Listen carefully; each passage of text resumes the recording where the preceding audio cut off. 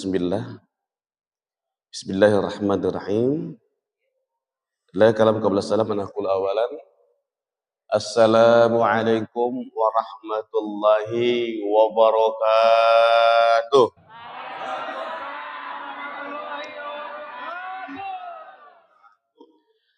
Alhamdulillah ya Allah, alhamdulillah ya Rahman, alhamdulillah ya Rahim. Alhamdulillah alladzi a'tana bi katsirin ni'mah wa hiya ni'matul iman wal islam ala qulubin.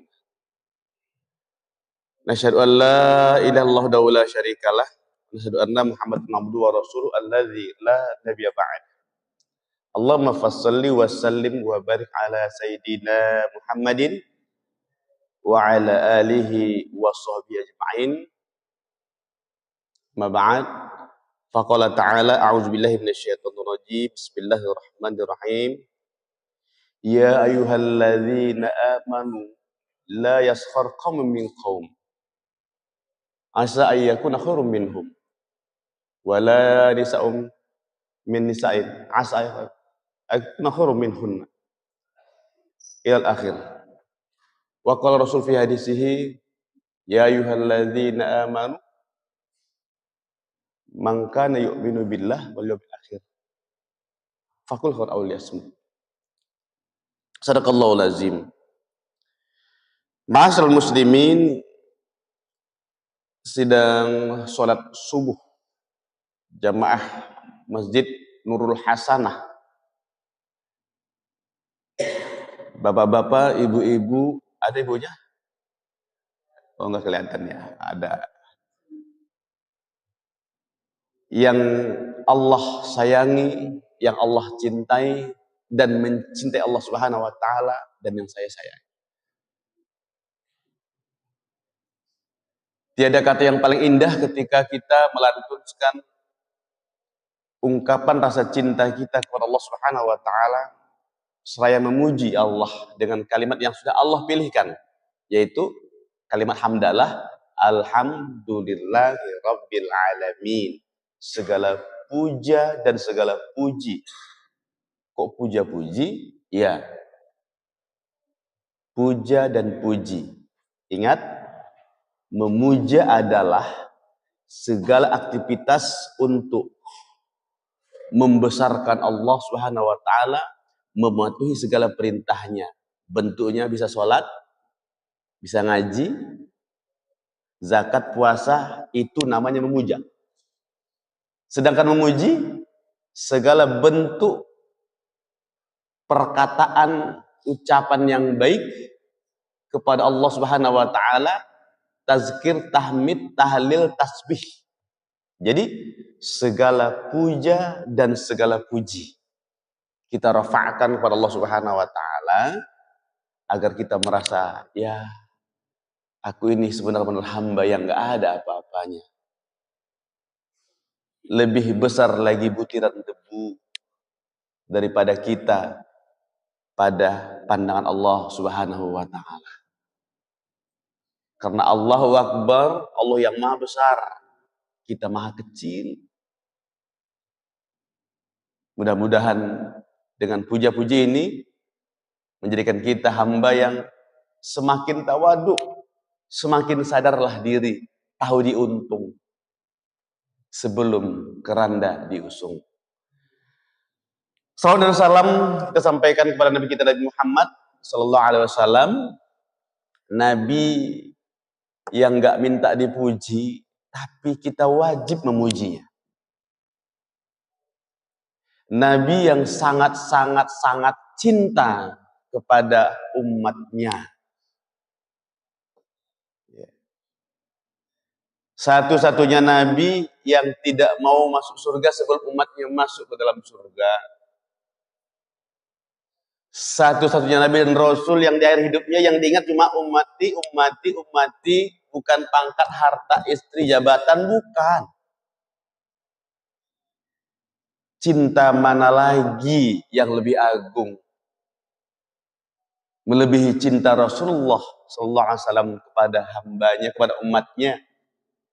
Yuk, Bapak, Ibu, kita balas cinta Rasulullah sallallahu alaihi wasallam itu dengan mengucapkan sholawat dan salam setiap waktu dan kesempatan kita ketika menyebutkan nama-namanya yang luar biasa. Google mencatatkan hampir 121 nama dan gelar Rasulullah Sallallahu Alaihi Wasallam itu. Dan ini juga perintah Allah. Innallaha malaikatahu yusholluna 'alan nabi ya ayyuhalladzina amanu shollu 'alaihi wasallimu taslima. Dan yakinlah bahwa setiap selawat yang kita lantunkan dari lisan kita ini itu dampaknya luar biasa.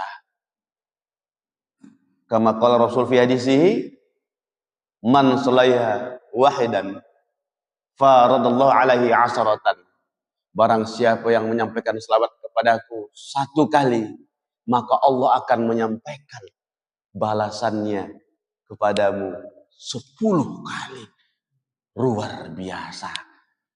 Yuk, gunakan waktu kita senggang begini, perbanyak selawat dan salam sambil nunggu-nunggu waktu azan, sambil nunggu iqamah. Mudah-mudahan selawat yang kita lantunkan ikhlas menjadi wasilah. Satu, mengangkat derajat kita, menghapuskan segala penyakit kita, menghapuskan dosa-dosa kita, dan menyampaikan semua harapan dan cita-cita kita. Amin ya rabbal alamin. Jamaah rahmatullah subhanahu wa ta'ala. Berbahagia sekali rasanya saya bisa jumpa kembali. Udah diundur beberapa kali minggu. Kemarin nggak jadi-jadi. Kebetulan ya saya punya program membangun pondok pesantren di Medan. Jadi alhamdulillah ya kegiatan udah mulai padat. Jadi bagi-bagi waktunya pun ya pintar-pintar lah Pak. Tapi kalau Allah ridho, Allah izin, pasti nyampe juga insya Allah. Tapi kalau Allah nggak ridho, nggak izin, di sebelah rumah pun nggak datang. Kenapa? Allah nggak ridho, Allah nggak izin. Ya. Lu mau usahain gimana juga. Besok subuh gua mau sholat di masjid deh. Kayaknya ada kajian deh. Tapi kalau Allah belum ridho, ente juga kan bisa bangun. Kenapa? Karena salah satu tanda Allah cinta kepada hambanya, ya di antara tanda yang lain, Allah mudahkan hatinya dan pikirannya untuk mau melaksanakan perintah Allah dan cinta, senang berada di rumah Allah. Tapi kalau Allah sudah tidak senang pada hambanya, maka Allah jauhkan pikirannya, hatinya daripada mengingat Allah Subhanahu wa taala dan benci masuk ke rumah Allah Subhanahu wa taala. Mudah-mudahan kita tidak termasuk golongan demikian. Nauzubillah, tsumma nauzubillah. Yuk istiqomah Bapak, Ibu. Mudah-mudahan ini kita pertahankan. Nikmat Allah yang mana lagi yang mau kita dustakan? Masjid bagus, tempat bagus, ya. Penceramah diundang jauh-jauh dari Medan lagi. Tapi juga enggak bisa hadir. Ya, mudah-mudahan kita doakan. Saudara kita dapat hidayah Allah Subhanahu wa taala. Tidak hari ini, besok, lusa mereka bisa bersama kita. Amin ya rabbal alamin. Jemaah yang dirahmati Allah Subhanahu wa taala. Bahwa tema kita hari ini adalah menjaga lisan. Itu kemarin ya, tagline-nya. Kewajiban menjaga lisan. Kenapa ini sangat penting dan urgent? Karena ketika Allah menciptakan seluruh panca indera kita ini, ya, ternyata Allah dengan segala maha kuasanya menciptakan tempat lidah itu luar biasa, Pak. Kalau panca indera yang lain itu berada di luar tubuh kita. Kulit, mata, kuping, hidung, ya, itu di luar. khususan lidah dibuat di dalam tengkorak kepala, dikerangkeng sama gigi, ditutup lagi sama bibir. Uniknya lidah. Supaya apa? Jangan suka ngerocos sembarangan. Ya. Tadi hadisnya sudah kita bacakan. Ya. Man kana yu'minu billah wal yawmil akhir, ya. Barang siapa yang beriman kepada Allah dan hari akhirat, fakul khairat au liyasmut. Ya. Kalau Anda merasa beriman kepada Allah dan hari akhirat, Anda harus ngomong yang baik-baik. Kalau nggak bisa ngomong yang baik-baik, mendingan mingkem aja dah. Diam aja.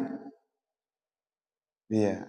Karena ada pepatah kami dulu, kalau orang Medan, orang Melayu itu banyak pantunnya itu. Pepatah lama, kalau sembilu melukai tubuhku, masih dapat obat ku cari. Tapi kalau hati, ya, telah dilukai dengan kata-kataku, sakitnya terbawa sampai ke mati. Sakitnya tuh di sini. Tajamnya pedang lebih tajam lidah yang tak bertulang. Ya, hati-hati. Makanya tadi filosofinya apa? Letaknya di dalam. Supaya jangan sembarangan ngomong. Dengar dulu kiri dan kanan. Lihat dulu 2 kali. Dan baru berkata 1 kali. Itulah jumlah panca indera kita ini. Makna yang tersirat dan tersurat.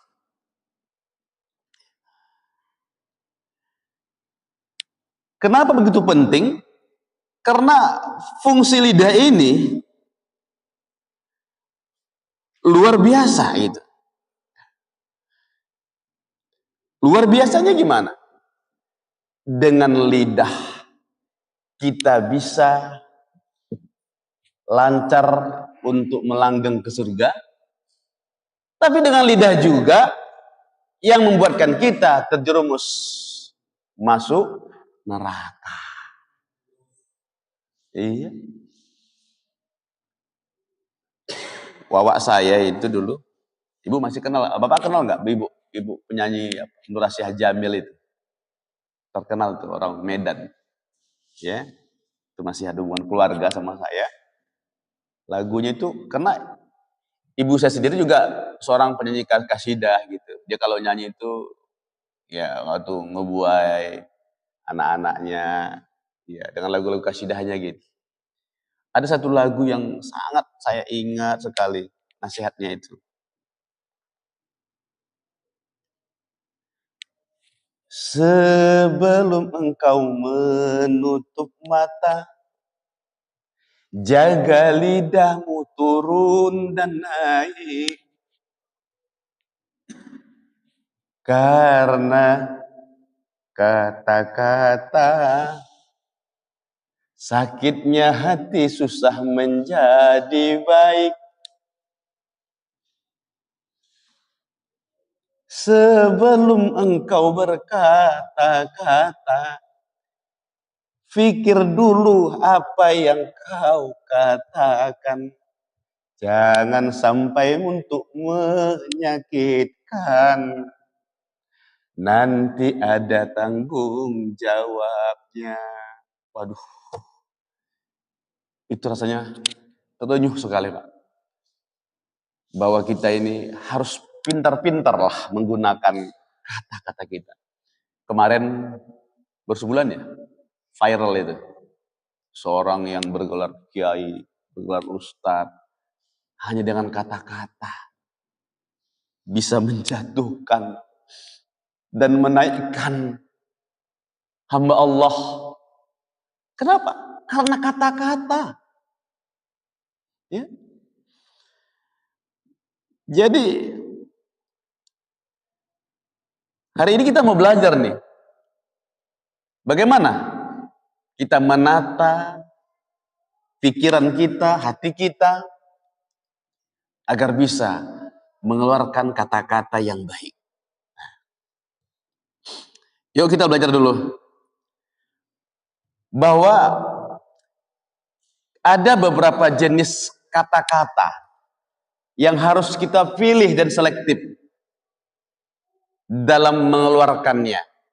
Berpikirlah sebelum berbicara, karena setiap kata-kata yang sudah keluar dari mulut kita itu sudah tidak lagi menjadi milik kita, itu milik orang lain. Ya. Makanya jangan sampai keluarnya salah dan ada yang terluka. Nah, ini. Ada kata-kata pertama namanya qaulan ma'rufan. Nah, ini. Apa itu qaulan ma'rufan? Kiai Haji Muhammad Quraish Shihab memberikan batasan. Qaulan ma'rufan itu adalah perkataan yang sesuai dengan norma-norma atau nilai-nilai yang berlaku di masyarakat. Nah, ini perkataan yang ma'ruf, yang baik. Begini contohnya, saya kan Pak sering ini pergi dakwah ke daerah-daerah gitu kan. Nah, sebelum saya mau tausiah, itu saya tanya dulu Pak, di sini kira-kira kata-kata yang nggak boleh itu apa ya? Kalau kata-kata yang nggak benar itu apa ya? Gitu. Nah, saya tanya itu, oh begini Pak Ustadz, yang ngomong ini nggak boleh, ini nggak boleh, ini nggak boleh, nggak boleh. Oh iya.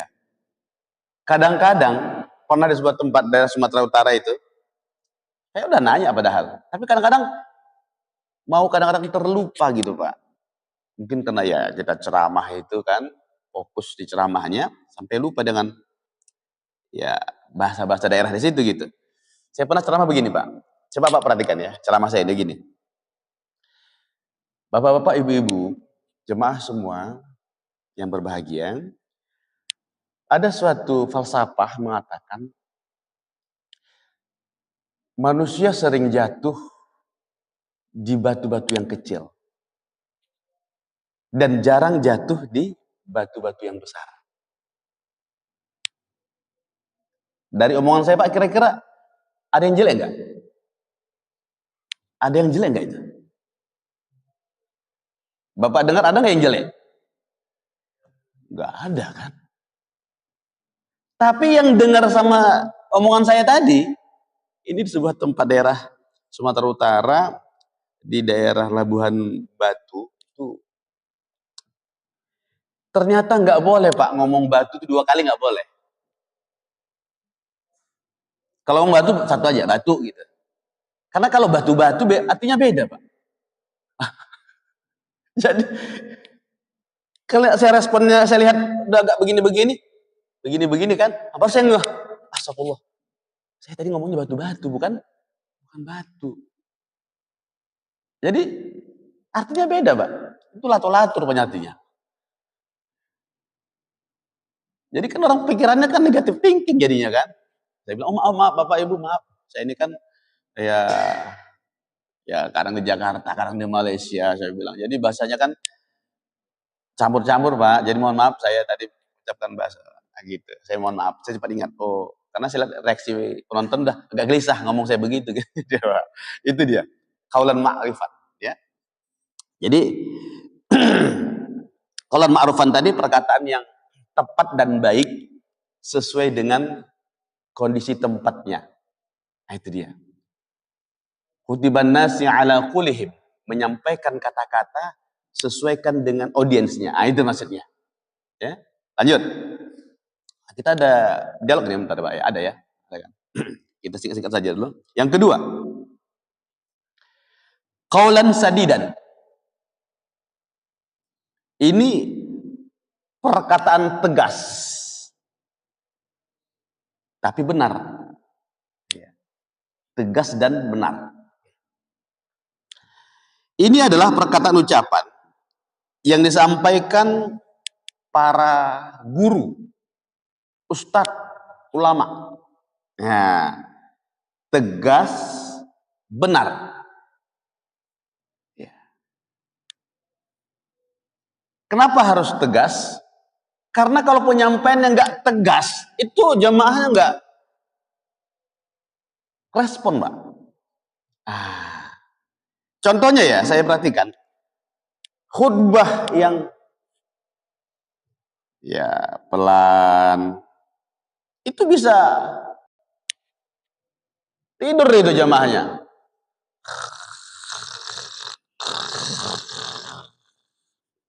Bangun-bangun dah azan. Pas azan baru bangun, Pak. Tapi kalau tegas, bagaimana Rasul itu berdakwah, Pak?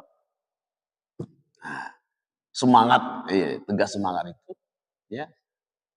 Jadi to the point dengan pokok permasalahan itu dan benar.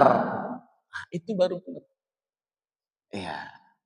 Karena seorang ustadz, seorang guru haram hukumnya menyampaikan informasi yang salah. Nah, itu maksudnya, ya. Jadi qaulan sadidan itu ini kepada orang tua kepada anaknya juga begitu, Pak. Termasuk bagian dari qaulan sadidan. Orang tua menasihati anak. Tegas, terus tegas, ya. Dan benar. Orang anak-anak jangan dibohong-bohongi, Pak. Akan terekam di memorinya nanti. Ya, harus benar. Ya, makanya kalau janji yang mulu-mulu, Pak, janji ini tamat apa namanya, naik kelas ini kan ujian nih. Nanti kalau kamu ranking 1, Papa beliin deh helikopter. Ya kan? Inginnya ngebagian anak gitu. Tapi bohong. Ya. Nanti ini tahun baru Papa bawa kalian jalan-jalan ke Bali.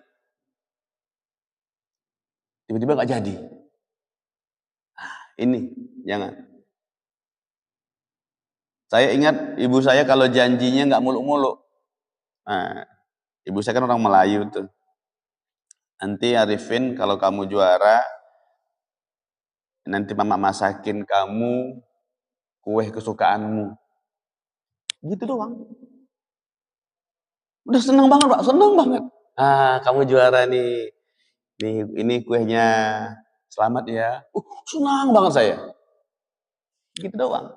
Terus kalau tahun muka lagi, kalau kamu juara lagi nanti, mama bawa kamu ke pasar, ya, mama beliin kamu es cendol yang paling enak. Itu doang. Tapi karena dibuktikan, kita rasanya bahagia banget. Sampai sekarang saya ingat. Jadi nggak muluk-muluk janjinya gitu, Pak. Itu tadi ya. Qaulan sadidan, tegas dan benar.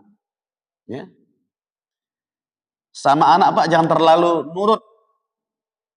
Ini saya lihat anak sekarang gimana? Nurut, minta HP dikasih, waduh, belum saatnya, Pak. Hari ini coba anak kita semua, gara-gara HP, kerusakan mata. Ya, hati-hati loh. Alasannya ya, ini, biar diem, nggak nangis. Masih ada cara yang lain kok. Ya. Anak kalau nangisnya masih 30 menit, itu masih sehat, Pak. Baru nangis 1 detik aja, orang tuanya kaget. Jangan, biarin. Tapi kalau lebih setengah jam, baru nih kita angkat, kita pujuk. Itu kan olahraga jantung dia itu. Kadang-kadang kalau kita, waktu saya ingat anak masih kecil, kita lagi sholat berjamaah, di situ kita sholat, di situ dia nangis. Biarin, paling-paling 5 menit kita sholat. Nah gitu, Pak, ya. Qaulan sadidan, ya. Lanjut. Qaulan lainan. Perkataan yang lemah lembut, layin. Ini biasanya dipakai oleh orang-orang yang Ya lagi jatuh cinta ini. Suami kepada istri, istri kepada suami. Jadi panggilan-panggilan yang disenang-senangi, yang apa ya, panggilan yang disukainya. Ya. Kalau manggil ya yang ya nggak apa-apa, yang pasangannya Ying, Beb, pasangannya Bib. Ya terserah lah. Yang penting disenangi gitu. Ya kan? Itu panggilan lembut namanya. Manja. Ini artinya gini. Juga kepada anak-anak juga bagus perkataan yang lembut. Ya. Lain. Karena kita tidak semestinya selalu tegas, kecuali bila sikon-sikon tertentu. Anak-anak yang perlu diasih dan diasuh dengan kata-kata terbaik, pasangan kita dengan kata-kata terbaik, ya, itu akan menambah keharmonisan dalam berhubungan dalam keluarga, baik ya jiran tetangga dengan siapapun. Saya kadang-kadang banyak mencontoh dan belajar dari teman-teman saya dari suku Sunda, Pak. Senang saya itu. Saya itu kalau ketemu sama teman-teman Sunda, aduh, dulu saya pikir bahasa Jawa itu lembut ya, ternyata ada lagi lebih lembut, itu bahasa Sunda. Waduh, ternyata lembut gitu kan, ngomongnya, ngomong punten aja sampai berapa kali, Pak. Ya, kalau lagi undang saya itu kan, punten, punten, oh, gitu lembut banget gitu. Kalau kami orang Medan, orang Batak ini, Pak, ngomongnya kasar sih. Apa kata orang Batak kayak nyablak gitu ya, bahasanya gitu kan. Tapi percayalah, Pak, Batak itu udah jinak ini insyaallah. Ya. Jadi kalau ngomong lama-lama itu kan enak gitu, Pak. Tapi kami orang Batak ya dari sononya begitu, gimana lagi ngorobahnya ya? Iya. Tapi percaya, Pak, di depannya aja itu yang keras kasar gitu. Artinya Hello Kitty-nya nih. Ya kan? itu orang Batak itu. Oke, satu lagi kita singkat saja terus. Berikutnya, kaulan maithuran. Kaulan maithuran ini adalah perkataan yang mudah dipahami. Ya. Orang yang mendengarkannya bisa paham dengan bahasa kita ya. Contohnya saya orang Batak, jangan dong bahasa Batak di sini gitu. Nah, gitu. Bahasa yang dipahami. Ya. Biar connect nyambung gitu. Oke, bahasa Indonesia adalah bahasa ibu kita. Yuk, kita bahasa Indonesia nih. Nanti kalau ketemu dengan orang daerah kita, baru kita bahasa daerah gitu. Jangan kadang-kadang ada teman kita bertiga, satu orang Sunda, dua orang Sunda, satu orang Batak yang ngomong Sunda, ngomong berdua, yang orang Bataknya dengerin liatin, ngomong apa sih? Apaan sih? Itu bukan kaulan maithuran namanya. Lihat sikonnya. Saya sedang di mana ini? Ya kan? Saya lagi di mana nih? Jangan sampai orang bernegatif thinking dengan kita. Ya kan? Makanya hati-hati. Orang berburuk sangka, Pak, dengan kita. Karena nggak paham. Ya kan? Saya dulu waktu sekolah, ingat saya, kami ada kata-kata sandi. Kami buat grup 6 orang buat kata-kata sendiri, satu grup itu di sekolah. Jadi biar yang lain nggak ngerti apa yang kami omongin gitu. Ternyata, Pak, itu nggak boleh, Pak. Karena menimbulkan sangka, suuzon dari orang lain, Pak. Ya kan? Nah, itu dia kaulan maisuran. Lanjut. Kaulan kariman. Nah, ini perkataan yang memuliakan. Nah, ini biasanya dipakai oleh seorang anak kepada orang tua, murid kepada guru. Nah, gitu dia. Jadi perkataan memuliakan. Di surah Al-Isra itu dia ada disebutkan ya. Wa qadara rabbuka alla ta'budu illa iyyahu wa bil walidayni ihsan. Imma yablughanna 'indaka al-kibara ahaduhuma aw kilahuma fala taqul lahumā uff. Terus wala tanharhuma wa qul lahumā qaulan karima. Ah, itu dia. Ketika Allah memerintahkan untuk kau menyembah Allah dan berbuat baik pada kedua orang tuamu. Nah, itu ada kalimat. Ketika nanti orang tuamu sudah dewasa, kau perlakulah dengan sebaik-baiknya, santunilah dia, dan jangan sekali-kali kau mengatakan perkataan kepada mereka berdua, dan berlaku dan berkatalah dengan perkataan yang memuliakan. Bapak Ibu jemaah rahmatullah subhanahu wa ta'ala, kalau kita buka babun birrul walidain, adab berbakti pada orang tua, salah satu dari 10 poin adab kepada orang tua di nomor 4, nanti kita bahas pada pertemuan berikutnya kalau ada waktu, merendahkan intonasi suara kita di hadapan guru dan orang tua. Contoh, kalau orang tua manggil pakai nada sol, apa itu nada sol? Do, re, mi, fa, sol, Arifin, kan sol coba, Arifin, sol. Nyahutnya pakai nada fa, jangan pakai sol. Sama aja nggak boleh. Arifin, ya ma. Nah gitu dia. Jangan orang tua manggil nada sol, jawabnya nada do. do tinggi. Arifin, iya ma. Segitunya. Terus ada yang jawab, kadang-kadang jemaah saya, Pak Ustadz, kalau orang tua saya budak gimana? Dia jawab tanya begitu kan. Terus kalaupun dia budak, disamperin gitu. Deketin, datengin gitu. Jangan dari jauh dijawab. Lupa, emak, gua di sini. Ya Allah. Tolong, segitunya lah yang namanya qaulan karimah. Bapak Ibu jemaah, ya. Dengan menjaga qaulan karimah, pernah suatu ketika Imam Syafi'i diminta pendapat oleh muridnya. Iya kan? Bagaimana adab kepada orang tua. Dan Imam Syafi'i menjawab dengan baik dan sempurna.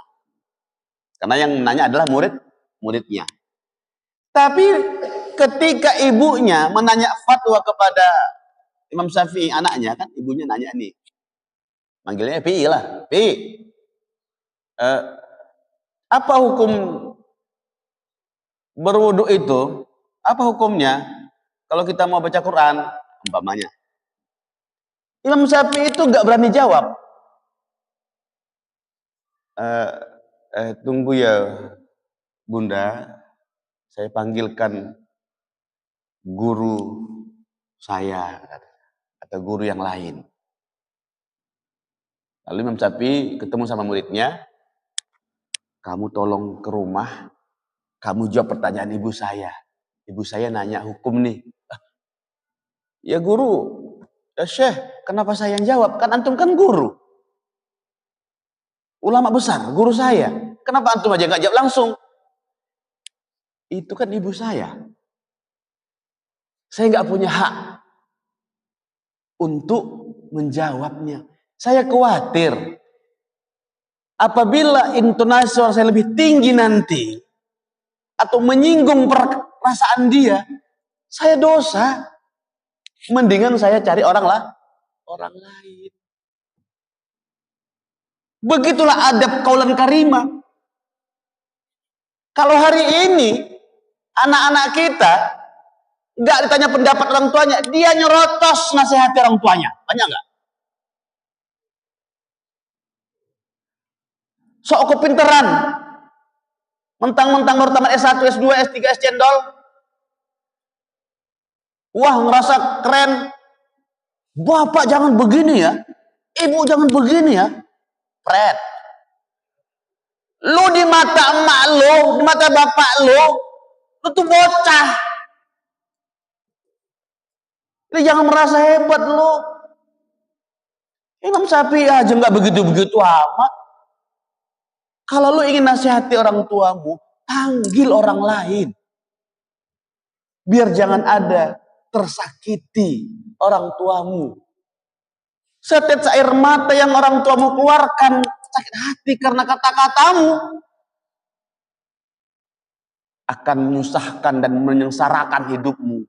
Bukan hanya di akhirat, di dunia sudah mendapat balasannya. Makanya hati-hati ngomong sama orang tua, jangan sembarangan.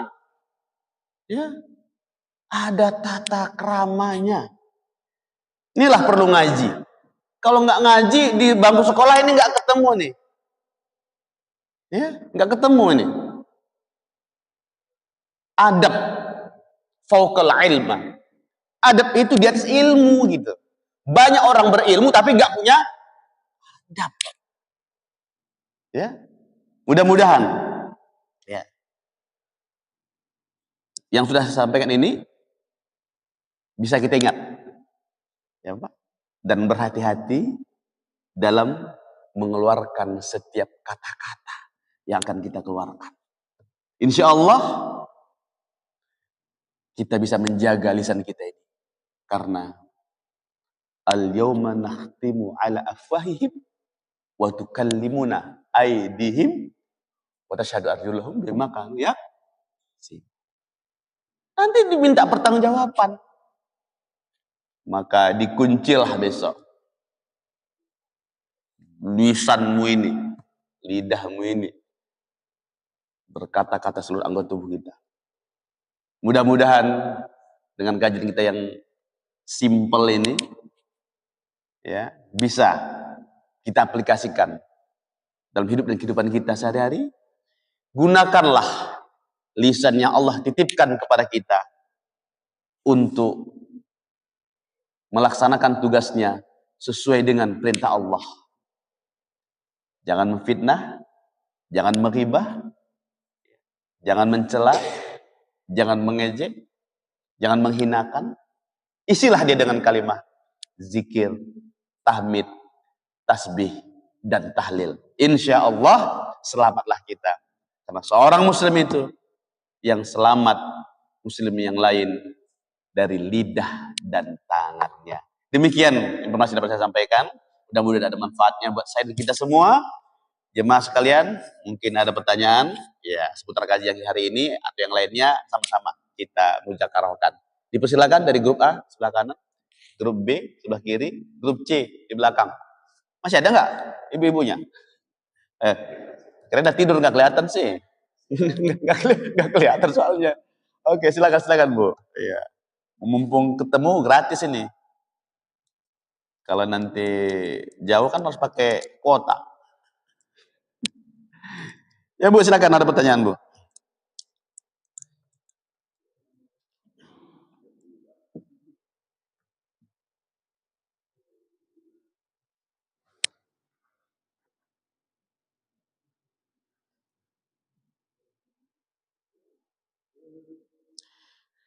Dari sebelah kanan pas, dari grup B peace.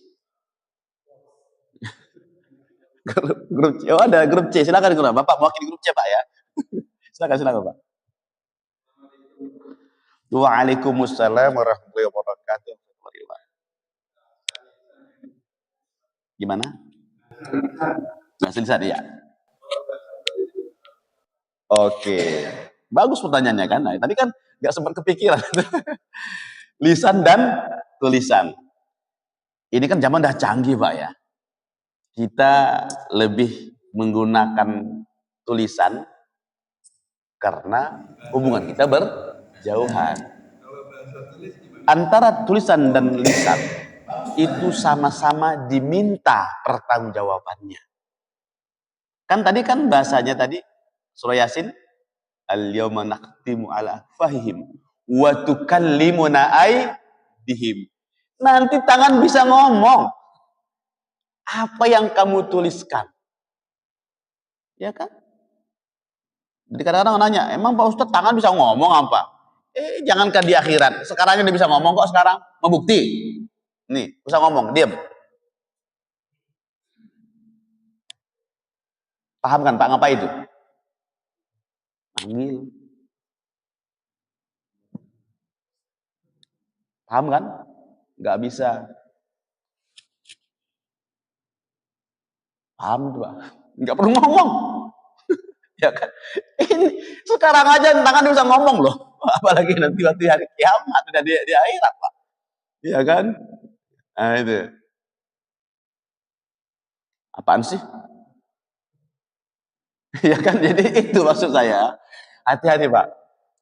Dan paling parahnya lagi Pak, yang paling parah saya sampaikan ke jemaah-jemaah saya, sebelum dikirim, di-share, cek and recheck dulu apa yang dikirimkan, dituliskan itu Pak. Karena bahasa tulisan dengan bahasa omongan tuh jauh berbeda Pak. Orang lebih paham omongan daripada tulisan. Kalau tulisan ditafsirkan kemana-mana nanti itu. Dia tafsir sendiri Pak. Hati-hati. Apalagi kadang terkirim tak sesuai dengan yang dituliskan Pak. Taulah Google kadang bolak-balik kata-katanya. Kita nggak periksa, tersinggung Pak di sana. Ya ini. Jadi antara ucapan dan tulisan sama-sama ada pertanggungjawabannya. Oke, silakan. Yang lain mungkin, ya, Pak.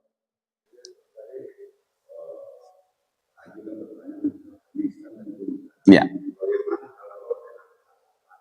Oh, batin. Ulah lagi. Umpama iya. Diam tapi iya wangi.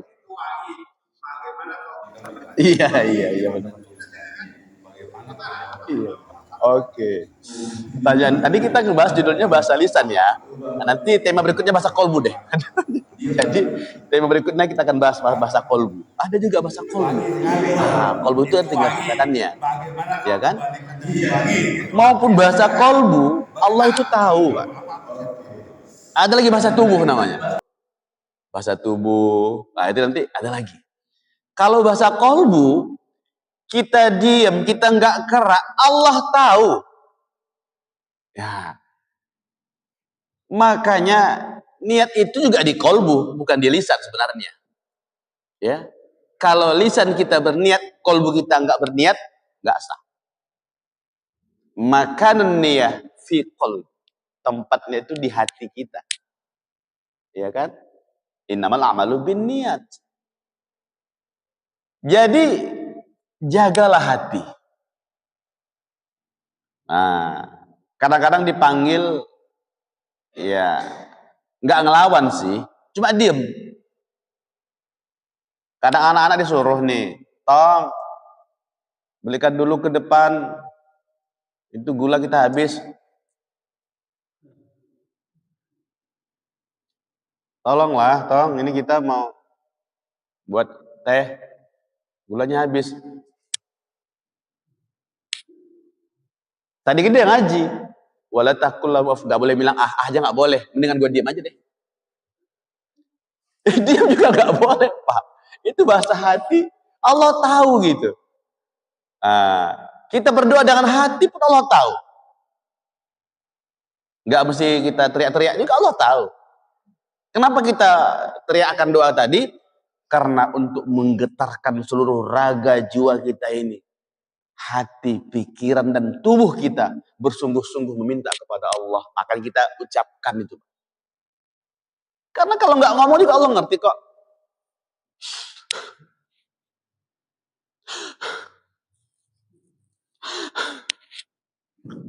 Tapi cuma istrinya di belakang curiga istrinya.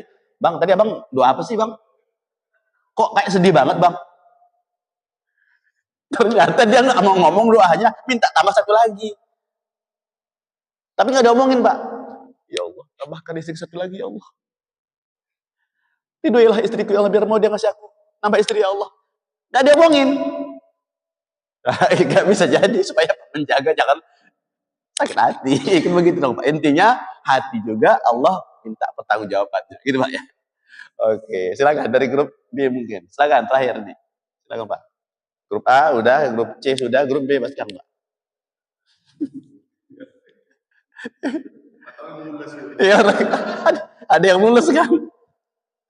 Karena kita nggak tahu apa isi hatinya. Nah, itu ya Allah. Dalamnya laut dapat diduga, dalam hati siapa yang tahu ya Pak. Nah, oke. Baiklah kalau tidak ada lagi, doakan Pak sehat-sehat ya, rezeki kita bisa ketemu lagi. Kalaupun umpamanya pengen nanya-nanya itu nomor HP saya ada sama Bapak Pak Hasan ada. Ya, nanti bisa di-share aja Pak, bebas. Itu nomor saya udah 20 tahun Pak. Satu-satunya nomor, nggak pernah yang lain, nggak ada 2, 3, nggak ada, satu itu. Ya, jadi kalau mau ngirim memang betul-betul padat sih, sabar-sabar aja kalau umpamanya nggak dijawab dalam 1-2 hari, mungkin insya Allah hari ketiga dijawab deh, insya Allah. Karena banyaknya pertanyaan itu, karena nomornya cuma satu Pak. Semuanya di sini. Jadi demikian saja, ya mudah-mudahan kita sehat semua, ya. Insya Allah minggu muka saya balik lagi ke Medan, ini bolak-balik ke sini karena ngurus pesantren ini, ya. Mohon Pak doanya, insya Allah biar istiqomah kita, ya. Karena di mana-mana, ya berdakwah Pak. Di kampung juga sangat membutuhkan sekali Pak, sangat membutuhkan sekali. Ya mereka bilang, oh Ustadz, Jakarta kan udah banyak Ustadz di sana, tolonglah Ustadz, di sini kita butuh banget. Benar Pak. Kemarin saya ke masjid itu, yang saya tempati sekarang di sana di kampung itu, subuhnya cuma 3 orang Pak. Aduh miris saya, subuhnya 3 orang, kadang 1 orang, dialah imam, dialah makmum, dia azan, dia muazin. Ya Allah. Alhamdulillah setelah saya ke sana buat program begini Pak, saya berkajian subuh. Ya Allah, udah 2 set Pak sekarang. Alhamdulillah, ya Allah. Ya, itu perlu ada memang orang-orang yang turun ke bawah Pak, jangan di atas semua. Jadi orang-orang saling membutuhkan. Mohon doanya Pak ya, kita sehat-sehat semua rezeki. Demikian mari kita kaji kita hari ini sama-sama membacakan doa kafaratul majlis kita. Bismillahirrahmanirrahim. Subhanakallahumma wa bihamdika asyhadu an la ilaha illa anta astaghfiruka wa atubu ilaik. Assalamualaikum warahmatullahi wabarakatuh.